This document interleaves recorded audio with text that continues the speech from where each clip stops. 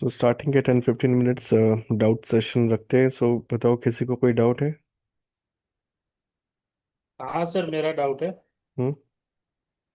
Sir वो PO में मेरा वो मैंने बहुत ट्राई किया, परचेज मटेरियल चेंज किया, वेंडर चेंज किया, लेकिन वो अकाउंट असेसमेंट असाइनमेंट मैंडेटरी करके वो मैसेज आ ही रहा है मेरे में बार बार। मैंने लास्ट टाइम मतलब बोला था कि मटेरियल टाइप जो यूज़ किए हो मटेरियल में, उस मटेरियल टाइप का क्वांटिटी और वैल्यूएशन अपडेट दोनों चेक होना चाहिए प्लांट लेवल पे। वो किया था? सर मैंने मटेरियल टाइप भी चेंज कर दिया, आरओएच में भी किया, तो भी नहीं हो रहा है मेरा तो उसमें भी। नहीं नहीं, मैंने मटेरियल टाइप चेंज करने को नहीं बोला। मैंने बोला था मटेरियल टाइप का वैल्यूएशन और वैल्यू अपडेट और क्वांटिटी अपडेट दोनों चेक बॉक्स इनेबल रहना चाहिए जिस भी प्लांट के लिए कर रहे हो। वो किया था? सर वो ऑप्शन ही नहीं आ रहा है उसमें सर। ऑप्शन नहीं आ रहा, ये पॉसिबल ही नहीं है, फिर किया ही नहीं था। सर मैं सब ट्राई करके देख लिया सर। एक सेकंड।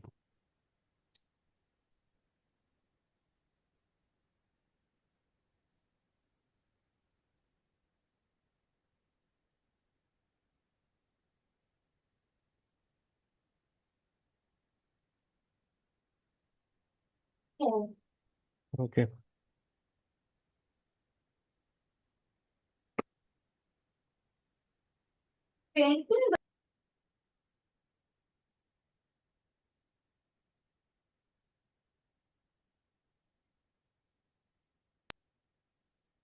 सर तो इसको कैसे फिर करेंगे एक बार या मैं शेयर करता हूँ, या तो आप मैं अपना प्लान नंबर ये सब बता देता हूँ, आप एक बार चेक कर लीजिए ना सर।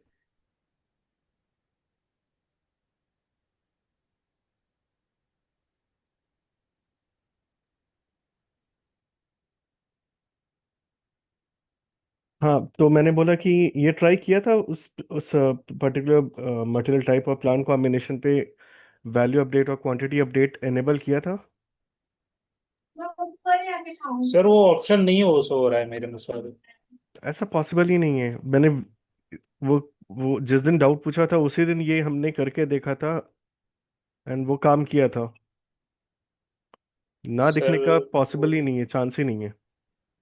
सर मुझे जहाँ तक याद है वो नहीं किया था सर। आपने बोला था आरओएच में करके देखो, आपके कुछ नहीं नहीं नहीं मटेरियल टाइप नहीं, में वो दिक्कत है रिकॉर्डिंग सर। सुनना। मैंने बोला था सेम मटेरियल टाइप मेरे, सेम इशू मेरे मटेरियल टाइप में भी आ रहा है। तो मैंने अपने मटेरियल टाइप लेकर के मैंने वो रिजॉल्व किया था। मटेरियल टाइप बताना क्या है? सर मेरा material type sir CONS sir, consumable है। CON? S CONS material type है ही नहीं। है सर, मैंने क्रिएट किया है उसमें नया। नहीं, यहाँ पे नहीं है, होता तो यहीं दिखता। CO, CONT है। उसके बाद CON से नहीं कुछ नहीं, है ही नहीं। CONS है सर। ये मैं अपना शेयर करूँ सर? ओके। ठीक है, मैं आपको स्क्रीन शेयर करता हूँ।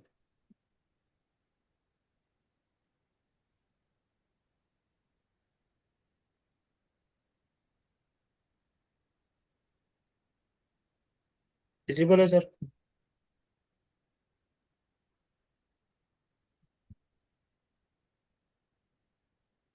हाँ, विजिबल है। बड़ी MM01 मैकेनिकल इंजीनियरिंग में ये रहा सर, CONS कंज्यूमेबल्स। मेरा आई थिंक सर्वर डिफरेंट है, मेरे में नहीं दिख रहा था। ओके, सो मैंने इसका बोला था मटेरियल टाइप का quantity and value update check करने। OMS2 टी कोड है, डायरेक्ट मटेरियल टाइप कॉन्फ़िगरेशन है। टी कोड OMS2, उसमें जाना।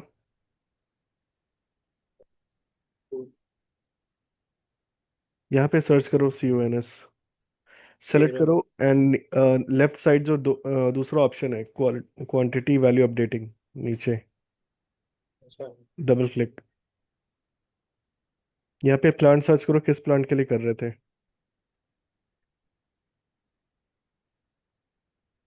मैंने फिर एंटर, एंटर बटन हिट करना एक बार। हाँ, इसमें प्लांट नेम डालो। इस वैल्यूएशन एरिया में क्या था प्लांट? एंटर। फिर सर्च करो। एंटर एंटर बस हिट करो। एंटर। देखो, दोनों अनचेक ये है। रहा। बस यही तो मैंने बोला था। सेव। सेव कर दूं सर? हम्म।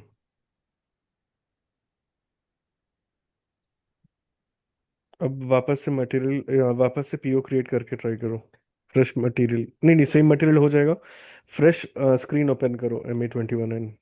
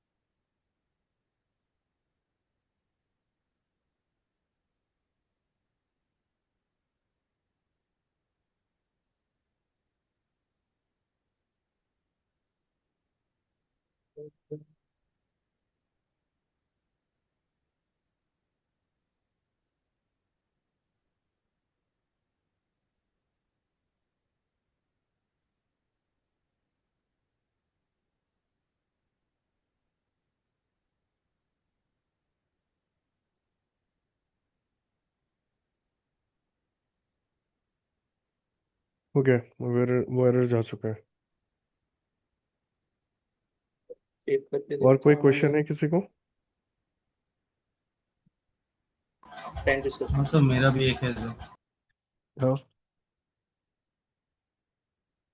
सर मेरा क्वेश्चन यह था सर कि पीआर क्रिएट हम M011 से करते हैं ना सर, मेरा में कोई इशू नहीं आता है सर, बस लास्ट में ऑप्शन जब सारा वन क्रिएट सेकेंड, कर वन लेते हैं सेकेंड, आरओएस से। 1 सेकेंड। क्रिएट क्या करना है? PIR या PR? Sir PIR। PIR का MA11 है, MM01 नहीं। Wait wait wait wait sir बताते हैं। MM01 से मटेरियल क्रिएट होता है। हाँ सॉरी सर, MM01 से मटेरियल जो क्रिएट होता है, हम्म। क्रिएट करने के बाद में सर वहाँ पर आरओएच सेलेक्ट करता हूँ सर, इंटर मारता हूँ, प्लांट वहाँ पे पूछता है, प्लांट भी 1710 ले लेता है, ठीक है। हम्म। उसके बाद क्वांटिटी और पीसेस वाइज में भी डाल देता हूँ। नीचे पे सर एक ऑप्शन बार बार मेरे पास आ रहा है सर, ग्रोस वेट पूछता है हर बार सर, कि वो जब तक आप एंट्री नहीं करोगे तब तक सेव नहीं होता। किसी ने उसको एक मैंडेटरी कर दिया होगा तो वहाँ कुछ भी डाल दो, फिर कोई प्रॉब्लम है नहीं।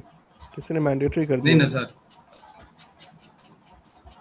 ठीक है सर, वही क्वेश्चन था सर मेरा, उससे कोई दिक्कत नहीं ना है सर?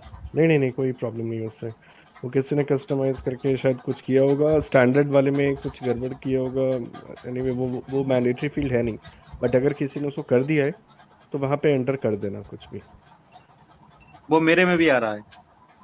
ओके। सो बस वही कर सकते हैं कि उसमें उसको कुछ भी वैल्यू डाल करके प्रोसीड कर सकते हैं। वो ग्रोस वेट और नेट वेट पूछता है बार बार। वैसे ही उसको हम कंट्रोल करते हैं। तो अभी के लिए फिलहाल उसको कुछ भी एंटर डाल करके प्रोसीड कर सकते हैं।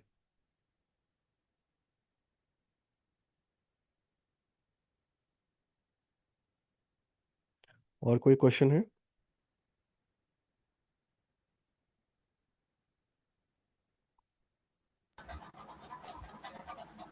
फिलहाल तो नहीं है सर और कोई क्वेश्चन सर, क्योंकि वहीं पे मैं जाके बार बार फंस रहा था सर। ओके। सर एक चीज और था सर, कि आपने एक चीज बताया था कि जब हम लोग M011 पे हम जब क्रिएट करते हैं सर मटेरियल, हम्म। तो उसमें 3 ऑप्शन चुनना पड़ता है सर। एक है सर परचेजिंग, एक है बेसिक वन करके जो ऑप्शन आता है सो। तो हम्म। इसमें सर जब हम चीज चेक करते हैं तो 4 ऑप्शन सर सेलेक्ट होती है, एक एडवांस सेटिंग करके भी ऑप्शन आती है। तो हमें बस 3 से मतलब है अभी के लिए फिलहाल। बेसिक डेटा वन, परचेजिंग और अकाउंटिंग व्यू वन। बस ये 3 रख सकते हैं, एंड उसके अलावा और कोई ज़रूरत नहीं है। तो बाकी सब जो अगर सेलेक्ट होता है तो उसको अनसेलेक्ट कर सकते हैं।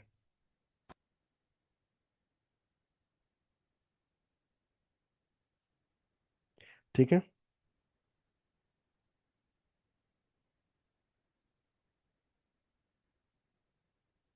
हेलो आतिश, ठीक है। क्या बोलूँ सर, नेटवर्क चला गया, रिपीट कर दे सर।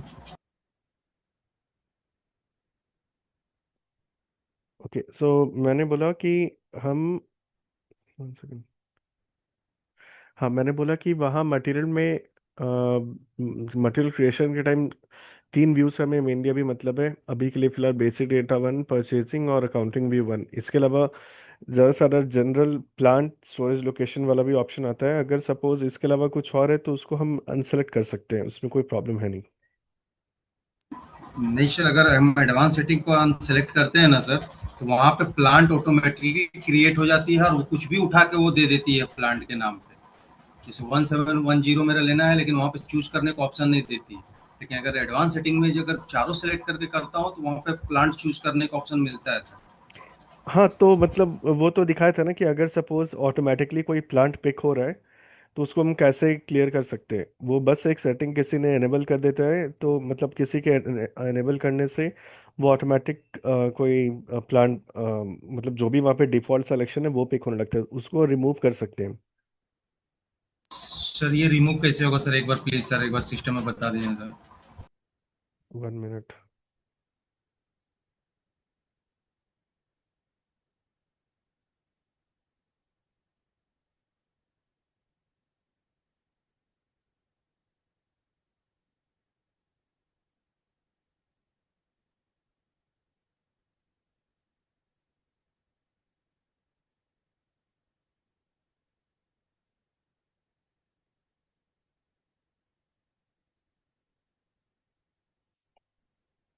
ये MM0 में ये डिफॉल्ट में ऑर्गेनाइजेशनल लेवल है।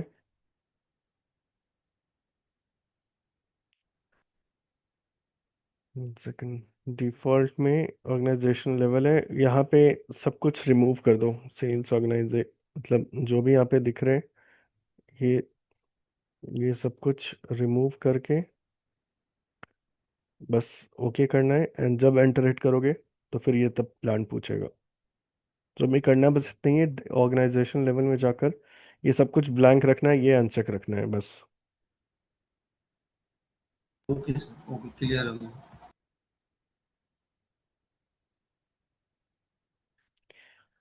ओके, और कोई क्वेश्चन है किसी को?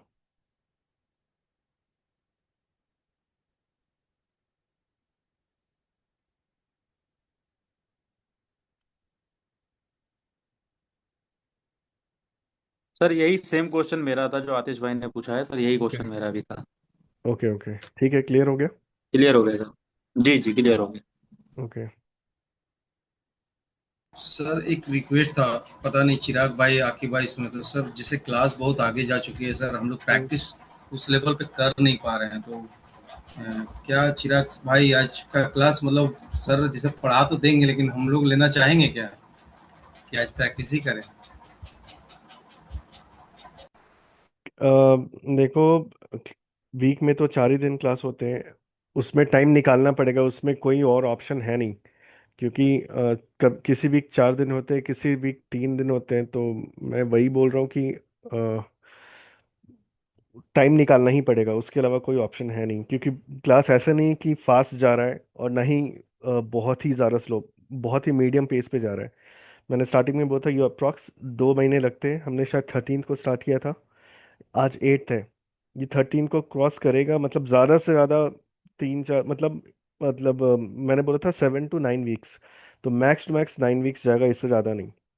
तो अराउंड 8 8 वीक ये ख़त्म हो जाएगा। क्योंकि ये मैंने मतलब फास्ट भी नहीं रखा है, कई बार देखा है जानकर मैंने कभी 3 क्लास ही रखे, क्योंकि मुझे पता है बहुत लोगों के लिए नए हैं, बट हम इससे ज़्यादा स्लो नहीं जा सकते। अदरवाइज ये काफ़ी स्लो हो जाएगा, काफ़ी डिले होगा। सो इसमें बस यही सॉल्यूशन है कि हर दिन टाइम निकालना ही पड़ेगा प्रैक्टिस के लिए।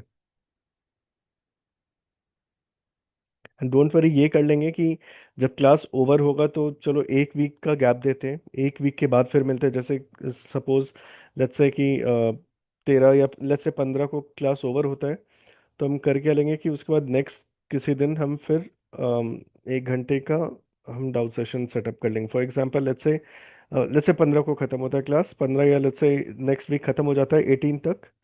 ठीक है, तो हम क्या करेंगे कि 25th को एक डाउट सेशन रख लेंगे, 25th या फिर 29th, ये दोनों में से कोई। आई थिंक 29th को मैं नहीं रहूँगा, 25th को कर लेंगे। तो एक वीक का गैप रहेगा जिसमें फ्राइडे सैटरडे संडे 3 दिन, ये मतलब सैटरडे संडे तो है ही, और बाद में मतलब टाइम तो निकालना ही पड़ेगा इसके लिए। तो फिर 25th को क्लास कर लेंगे एक डाउट सेशन।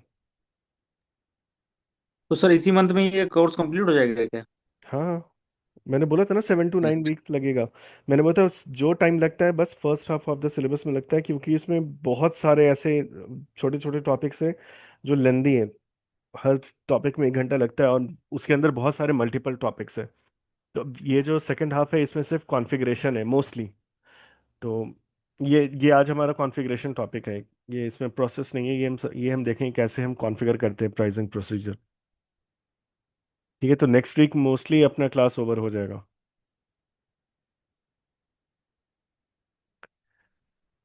ठीक है।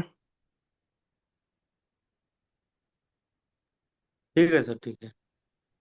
तो सर एवरी वीक पे एक यानी लेक्चर रख सकते हैं जिसमें डाउट क्लियर कर सके एवरी आफ्टर वीक ये मंडे पूरा को होने तो पे। हमने रखा ही है। नहीं यानी ये पूरा सेशन पूरा होने के बाद कभी जब आप फ्री हो, जैसे मंडे टू थर्सडे के बीच में, तो जब अ, हम सबको डाउट हो तो हम एक ही दिन मैंने में बोला है कवर कर कि सकें, फिर बाद में हम प्रैक्टिस भी कर लें। मैंने बोला कि लेट्स से नेक्स्ट वीक 15-16 को खत्म हो जाता है, ओवर हो जाता है। आई थिंक हम्म। 16-17 तक हो जाना चाहिए। एंड उसके बाद फिर 8-9 दिन है। फिर 25th को मिलते हैं, 9 दिन के बाद मिलते हैं फिर। सर क्लास तो बोल रहे थे 6 मंथ्स की वो है इसकी, MM की सर। 6 मंथ की क्लास नहीं, 6 मंथ का सर्वर एक्सेस होगा। मे बी 6 मंथ या 4 मंथ ऐसे सर्वर एक्सेस होगा। ये जो नहीं, कोर्स सर्वर है, एक्सेस तो सर 1 साल का दिया है। अच्छा वो मुझे नहीं पता, आई थिंक उन लोगों ने चेंज किया है। बट क्लास 6 महीने का नहीं है, 2 महीने के अप्रॉक्स लगते हैं कंप्लीट होने में।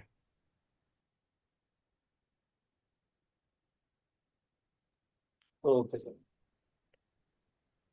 ओके, तो आज का टॉपिक है प्राइसिंग प्रोसीजर इन MM। सो प्राइसिंग प्रोसीजर क्या होता है, तो ये सबसे पहले समझते हैं।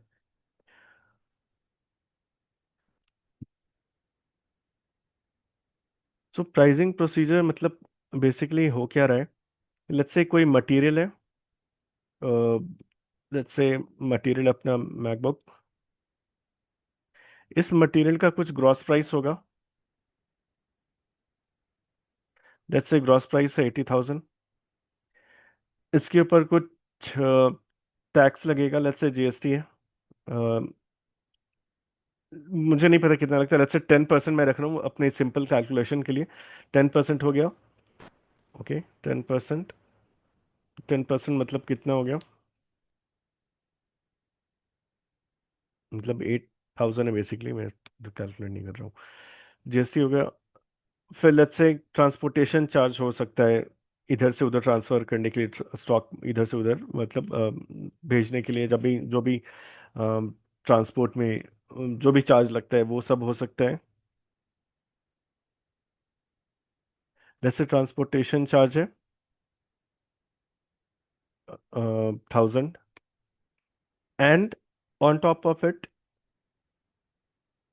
डिस्काउंट मिल रहा है, लेट्स से 20%। ठीक है।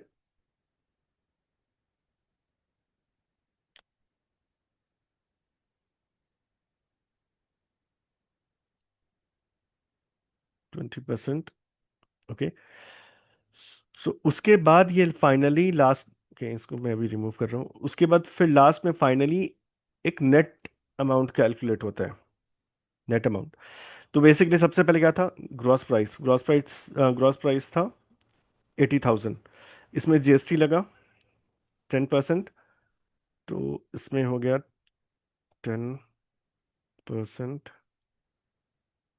10% मतलब 0.01 इंटू ये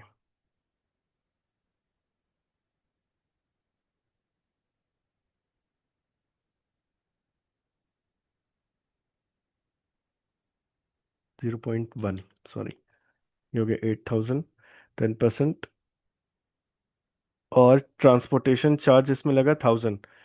तो यहाँ पे था 8,000, इसमें सॉरी 80,000 ग्रॉस प्राइस था, इसमें GST ऐड हो गया 8,000, मतलब टोटल कितना हो गया यहाँ से यहाँ तक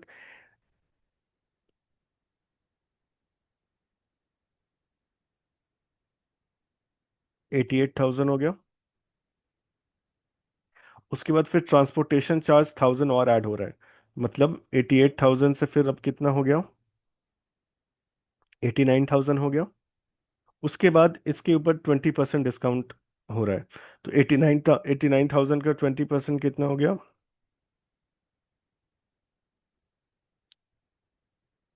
0.2 इंटू 89,000 हो गया 17,800। अब 89,000 माइनस 17,800 हो जाएगा,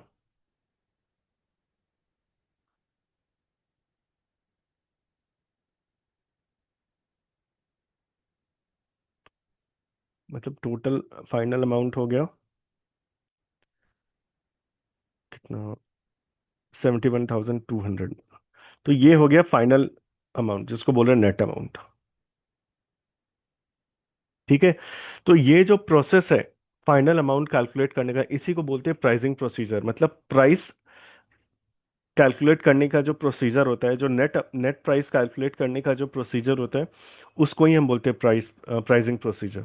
तो इसमें बेसिकली क्या हो रहा है कि किसी भी मटेरियल का कुछ ग्रॉस प्राइस होगा, देन उसमें वेरियस एलिमेंट्स ऐड होंगे या माइनस होंगे। तो मतलब वेरियस एलिमेंट कंसिडर किए जाएंगे। तो लेट्स से ग्रॉस प्राइस हमने रखा 80,000, जीएसटी ऐड होगा तो इसमें ऑब्वियसली अमाउंट ऐड हो जाएगा। फिर ट्रांसपोर्टेशन चार्ज उसके ऊपर ऐड होगा। उसके बाद फिर इन इन तीनों को कंसिडर करने के बाद फिर डिस्काउंट उसमें कंसिडर किया जाएगा। मतलब 89,000 माइनस 17,800, तो फाइनल अमाउंट हो रहा है 71,200। सो इस तरीके से हमने नेट अमाउंट कैलकुलेट किया, एंड इसे ही हम बोलते हैं प्राइसिंग प्रोसीजर। या फिर मतलब प्राइसिंग प्रोसीजर टेक्निकल टर्म है, मतलब एसएपी के टर्म्स में। मतलब बेसिकली ये प्राइसिंग प्रोसीजर क्या रहा है, ये process of calculating net price, right. हम बेसिक इसमें कर क्या रहे हैं, इसमें हम यही कर रहे हैं ना कि नेट प्राइस कैलकुलेट कर रहे हैं सारे एलिमेंट को कंसिडर करके। सारे एलिमेंट मतलब जीएसटी हो गया, ट्रांसपोर्ट चार्ज हो गया, डिस्काउंट हो गया। इन सबको कंसिडर करने के बाद जो नेट अमाउंट कैलकुलेट हो रहा है, जो फाइनल अमाउंट निकल के आ रहा है, उससे ही हम इस प्रोसेस को, मतलब नेट अमाउंट निकालने के प्रोसेस को ही हम बोलते हैं प्राइसिंग प्रोसीजर। ठीक है, समझ आया? यहाँ तक क्लियर है?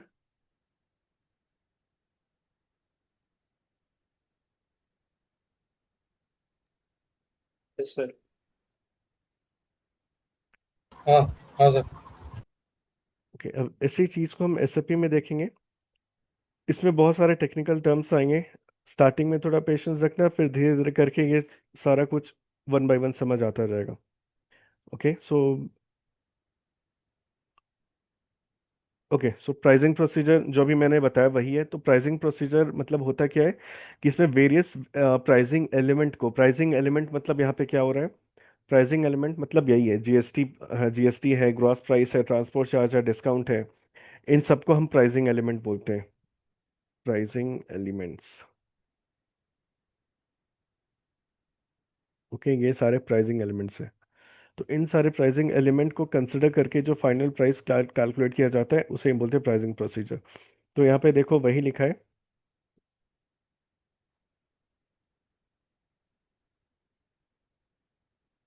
यहाँ पे वही लिखा है, pricing procedure method use to determine the final price. Okay, ये फाइनल प्राइस कैलकुलेट करने के लिए प्राइसिंग प्रोसीजर हम यूज़ करते हैं। इसमें बहुत सारे प्राइसिंग एलिमेंट हम कंसिडर करते हैं, जितने भी होते हैं परचेज ऑर्डर में, जैसे वेस्ट प्राइस हो गया, डिस्काउंट हो गया, टैक्स हो गया, सरचार्ज हो गया, वैसे करके बहुत होते हैं। एंड ये सब हमें दिखते का इतने इतने सारे प्राइसिंग एलिमेंट। तो अगर कोई भी पी ओपन करोगे, नीचे कंडीशन टैब दिखेगा ये। तो कंडीशन टैब में देखो यहाँ पे ग्रॉस प्राइस है, फिर ये नॉन डिडक्टिबल कोई टैक्स है, फिर और नीचे जाते हैं,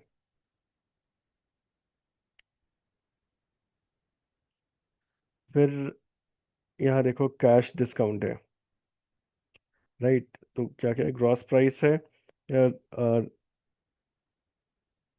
ग्रॉस प्राइस है यहाँ पे, फिर यहाँ पे डिडक्टिबल, नॉन डिडक्टिबल टैक्स है, फिर कैश डिस्काउंट है, इसके बाद फाइनली यहाँ पे देखो एक्चुअल प्राइस निकला है।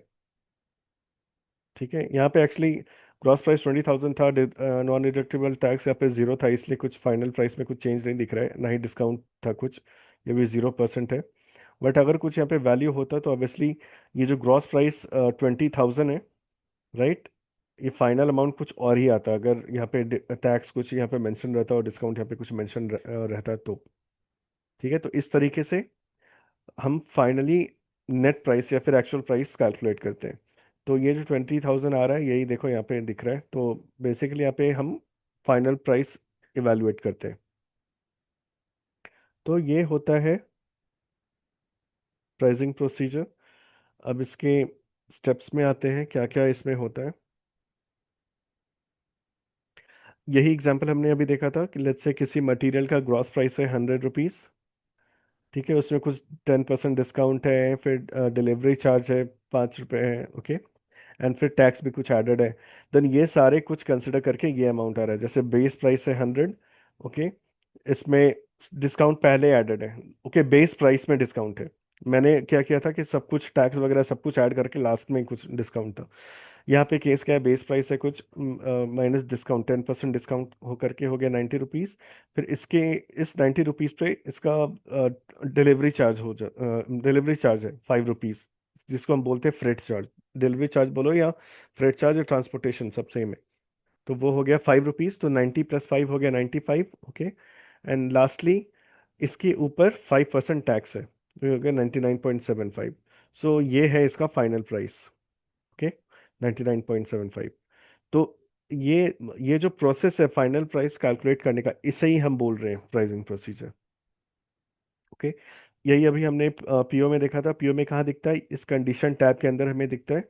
इस कंडीशन टैब के अंदर ये ग्रॉस प्राइस है, यहाँ पे डिस्काउंट है, इस तरह करके सारे एलिमेंट यहाँ पे दिखेंगे, ओके। सो एक क्विक रिवीजन फिर से, प्राइसिंग प्रोसीजर क्या होता है। प्राइसिंग प्रोसीजर मतलब कैसे एक प्राइस को कैलकुलेट किया जाता है, मतलब कैसे net price is calculated, okay, how net price is calculated. Condition type क्या हो गया, प्राइसिंग एलिमेंट। सो ये जो मैं बोल रहा था ना, ग्रॉस प्राइस हो गया, डिस्काउंट, ये gross price, GST, transportation charge, discount, इसको प्राइसिंग एलिमेंट बोलते हैं। और एसएपी के टर्म्स में इसको हम बोलते हैं कंडीशंस,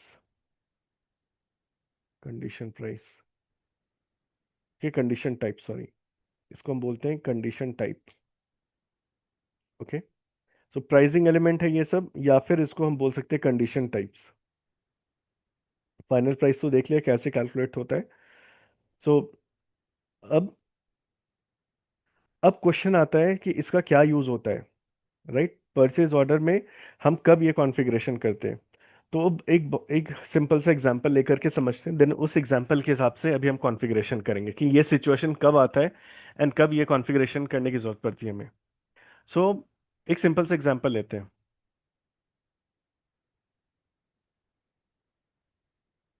ओके, ये अपना एग्जांपल है। तो एग्जांपल में क्या देख रहे हैं, let's say for example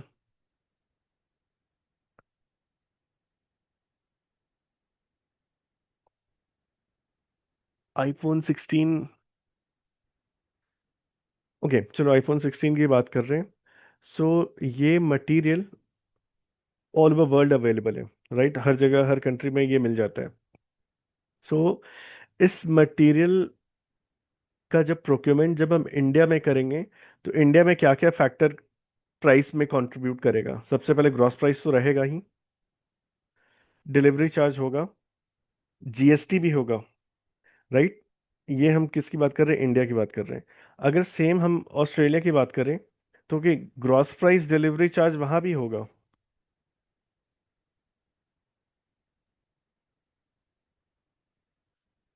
gross price,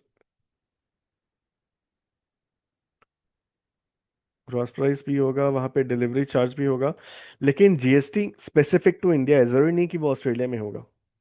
ठीक है। सो जहाँ पे हम नए कंडीशन टाइप इंट्रोड्यूस करना चाहते हैं सिस्टम में, तब ये ज़रूरत पड़ती है, तब हमें प्राइसिंग प्रोसीजर का कॉन्फ़िगरेशन करने का ज़रूरत होता है। सो क्या होता है कि ग्रॉस प्राइस, डिलीवरी चार्ज, ये सब कुछ स्टैंडर्ड कंडीशन टाइप है जो ऑलरेडी सिस्टम में अवेलेबल है, ठीक है। सो एक्चुअली हुआ क्या था, इंडिया में जब जीएसटी लागू हुआ था, सो उस टाइम कहीं भी सिस्टम में, चाहे एसएपी सिस्टम हो या कहीं भी, जीएसटी नाम का कोई भी एक एक्स्ट्रा टैक्स एलिमेंट नहीं था। तो जहाँ जहाँ डेवलपमेंट करना पड़ा था, एसएपी में भी जीएसटी नाम से स्टैंडर्ड कंडीशन टाइप नहीं है, क्योंकि ये जीएसटी जो एक प्राइसिंग एलिमेंट है वो, या फिर टैक्स एलिमेंट है, वो स्पेसिफिक टू इंडिया है। सेम जीएसटी, जीएसटी नाम से गुड्स एंड सर्विस टैक्स नाम से ज़रूरी नहीं कि चाइना में होगा, ज़रूरी नहीं कि वो यूएस में होगा, यूके में होगा, यूरोप में होगा, ऑस्ट्रेलिया में होगा, ऐसा ज़रूरी नहीं है। ठीक है, लेकिन ग्रॉस प्राइस, डिलीवरी चार्ज, ये सब कॉमन कॉमन प्राइसिंग एलिमेंट है, ये सारे कंट्री में मिलेगा। तो ये सब ग्रॉस प्राइस डिलीवरी नाम से स्टैंडर्ड कंडीशन टाइप एसएपी में अवेलेबल है। अगर ग्रॉस प्राइस देखोगे तो PB00 या फिर PB XX मिलेगा। ठीक है, PB00 लेते हैं, PB00 नाम का कंडीशन टाइप दिखेगा। डिलीवरी चार्ज या फिर फ्रेट चार्ज नाम से भी ऑलरेडी है। ये भी स्टैंडर्ड एससीपी में एक स्टैंडर्ड कंडीशन टाइप अवेलेबल है, FRA1 नाम से। वहीं डिस्काउंट भी है ऑलरेडी अवेलेबल, डिस्काउंट भी है। लेट्स से डिस्काउंट का क्या था, मैं भूल गया।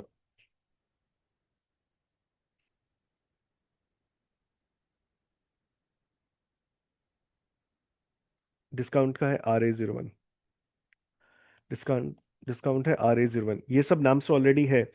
तो जब जीएसटी लागू हुआ था, तो हमारे पास जीएसटी नाम का कोई स्टैंडर्ड कंडीशन टाइप एसएपी में नहीं था।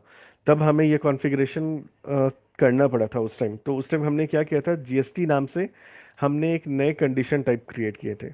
ओके, सो आगे चल के कोई नया टैक्स एलिमेंट ऐड हो सकता है, देन उस केस में हम ऐड उस केस में हमें एक नया कंडीशन टाइप ऐड करना पड़ेगा। राइट, जीएसटी नाम से स्टैंडर्ड कंडीशन टाइप कोई एसएपी में अवेलेबल है नहीं। अगर अपने सिस्टम में दिख रहा है तो दैट मीन्स किसी ने जीएसटी नाम से क्रिएट किया है, बट स्टैंडर्ड एसएपी में जीएसटी नाम से नहीं है। तो जीएसटी नाम से हमने क्रिएट किया था। तो यही यही एग्जांपल आज लेते हैं।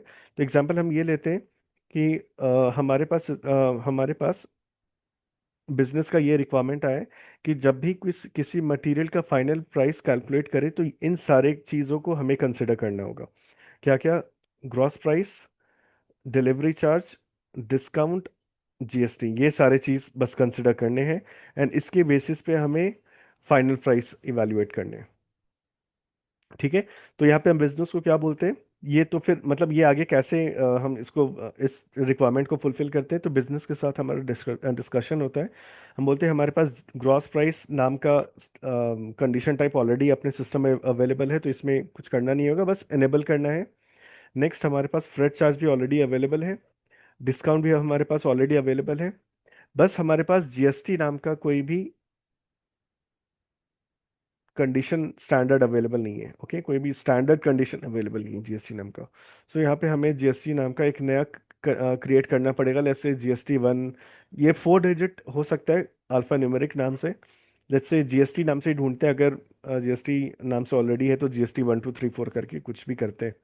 ठीक है, पहले देखते हैं जीएसटी नाम से किसी ने क्रिएट किया है कि नहीं, क्योंकि मैंने पहले क्रिएट किया है, बट अभी रिसेंटली सिस्टम रिफ्रेश हुआ है, तो देन मे भी चांस है कि ये डिलीट हो गया हो। बट हम क्या करेंगे, जीएसटी नाम से पहले सर्च करेंगे, अगर नहीं होगा तो GST 1 नाम से क्रिएट करेंगे। ठीक है, एंड देन उसके बाद जो भी फाइनल प्राइस होगा, फाइनल प्राइस हम कैलकुलेट करेंगे। ठीक है, रिक्वायरमेंट समझ आया कि कब हम प्राइसिंग प्रोसीजर का सेटअप करते हैं, समझ आया सभी को, या फिर कोई डाउट है यहाँ पे?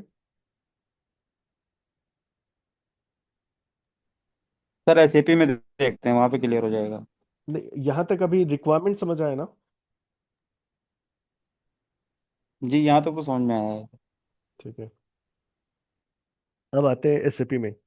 तो एसएपी में हम क्या देखेंगे, ओके, हमारे पास ये तीन ऑलरेडी अवेलेबल है ही।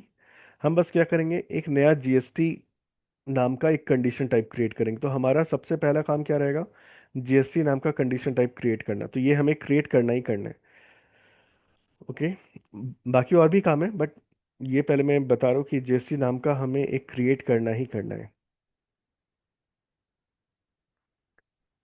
बाकी ये तीन हमारे पास ऑलरेडी है, हमें बस जीएसटी नाम का क्रिएट करना है। अब आते हैं स्टेप्स पे। तो अब रिक्वायरमेंट हमें समझ आ गया है। अब देखते हैं कि प्राइसिंग प्रोसीजर का कैसे हम सेटअप करते हैं one by one. Okay. Okay. इससे पहले एक और चीज़ हम देखते हैं। जब भी कोई परचेज ऑर्डर क्रिएट होता है तो बैकएंड में कोई ना कोई प्राइसिंग प्रोसीजर हिट होता है सिस्टम में। ओके। मैं फिर से रिपीट कर रहा हूँ, जब भी हम कोई परचेज ऑर्डर क्रिएट करते हैं तो बैकएंड में कोई ना कोई प्राइसिंग प्रोसीजर हिट होता है। वो हमें कहाँ दिखता है? इस कंडीशन टैब के अंदर, यहाँ एनालिसिस बटन में जाओगे, ये एनालिसिस। ओके। इसमें जाओगे, देन यहाँ पे दिखेगा प्राइसिंग प्रोसीजर, ये RM0000। इसको एक्सपैंड कर सकते हो, ये इतने सारे हैं इसके अंदर। बट जिसके, 1 सेकेंड, हाँ ठीक है, RM0000 मतलब RM 4 टाइम्स 0, ये स्टैंडर्ड प्राइसिंग प्रोसीजर है। तो ये हमें बाय डिफॉल्ट सारे पीओ में दिखेंगे। किसी भी पीओ को ओपन करके देख लो एनालिसिस टैब में। मैं दूसरे पीओ को भी ओपन करके देखता हूँ। 1299 है, 1298 में देख लेते हैं, से just previous PO.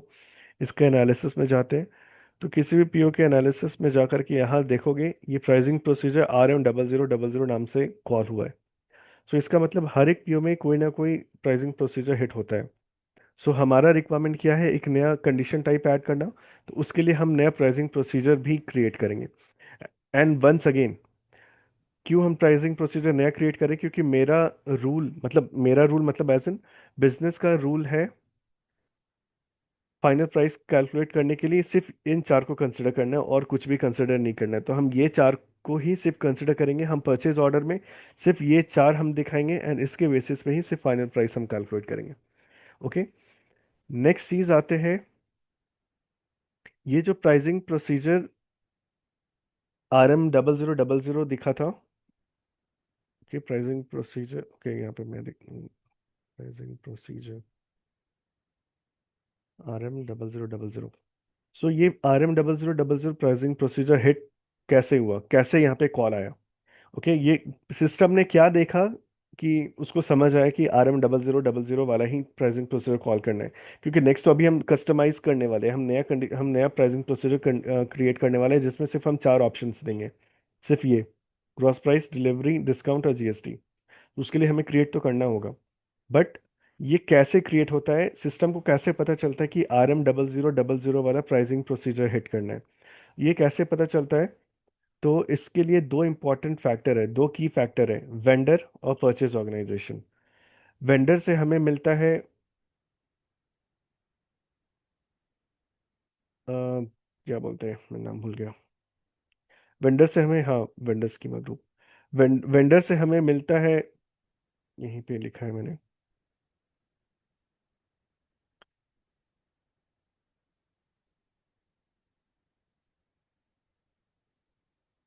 Sir call disconnect होने वाला है।